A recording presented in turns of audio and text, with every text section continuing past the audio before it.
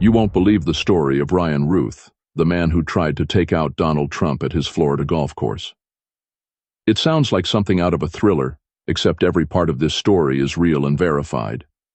Hold tight, because this case twists and turns in ways no one saw coming, and the facts are chilling. Ryan Wesley Routh was 59 years old at the time of the incident, a man from Hawaii with a complicated past. He wasn't some young guy lost in a moment. This was a middle-aged man who spent months meticulously planning an attack on a former president and then Republican presidential nominee Donald Trump. If you thought an assassination attempt happens recklessly or on impulse, think again. Ryan watched, waited, and prepared for months, thinking through every detail. It all came to a head on September 15, 2024, at Trump International Golf Club in West Palm Beach, Florida. Donald Trump was out on the course, enjoying a round of golf, accompanied by his friend and megadonor Steve Witkoff.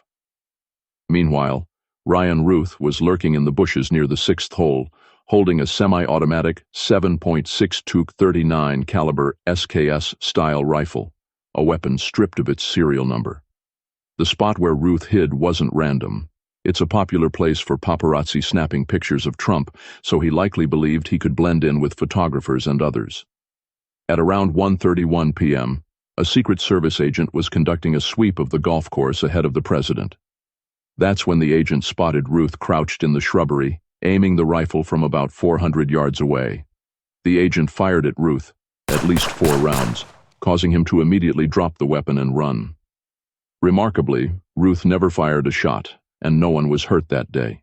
Routh jumped into a black Nissan Xterra and fled, but thanks to a witness who snapped a photo of the vehicle, authorities traced and arrested him about 45 minutes later on Interstate 95.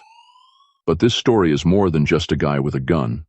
Prosecutors uncovered that Routh had been watching Trump for weeks, making at least 17 trips to the golf course to scope out the area. In April 2024, about 5 months before the attempt, he mailed 2 brothers a suspicious package containing wires, pipes, and bullets, alongside a 12-page handwritten letter which prosecutors argue is basically a confession. The letter stated, "This was an assassination attempt on Donald Trump, but I failed you. I tried my best and gave it all the gumption I could muster. It is up to you now to finish the job, and I will offer $150,000 to whomever can complete the job."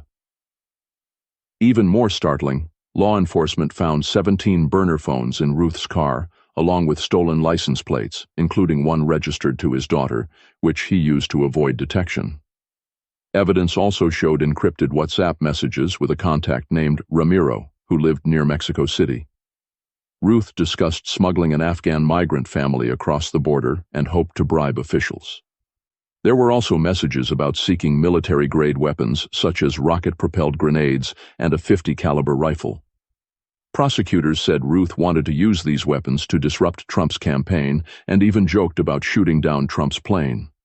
When the trial began in September 2025, Routh chose to represent himself, making bold, defiant statements in court. Despite his claims of no intent and mental health defenses, the prosecution presented overwhelming evidence against him. Testimony came from the Secret Service agent who spotted Routh, law enforcement who tied his fingerprints and DNA to the rifle, witnesses who sold him illegal firearms, and the brothers who received the package with the confession letter.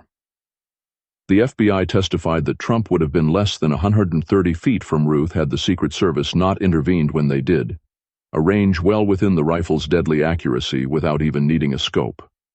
Prosecutors summarized the case brutally.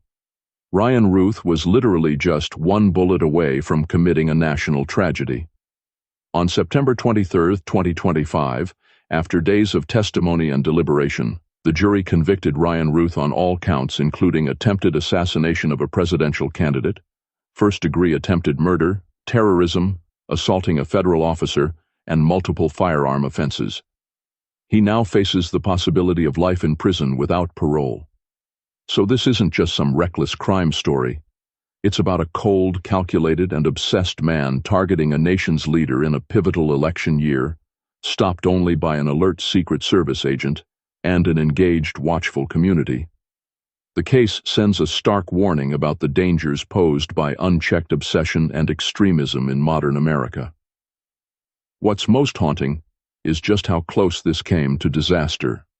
A man hiding in plain sight, blending into a crowd of paparazzi and golf fans, ready to change history forever with a single shot. Every piece of evidence, from surveillance photos to a chilling 12-page confession letter, paints a picture of desperate determination that almost cost millions their safety. If anything, Ryan Routh's story reveals the razor-thin line between vigilant protection and chaos an obsessed individual can unleash, and how sometimes it just takes a few brave people to prevent catastrophe before it explodes. If that grabbed your attention, there are more crazy real-life stories lined up here you're going to want to hear, so hit subscribe and don't miss what's next.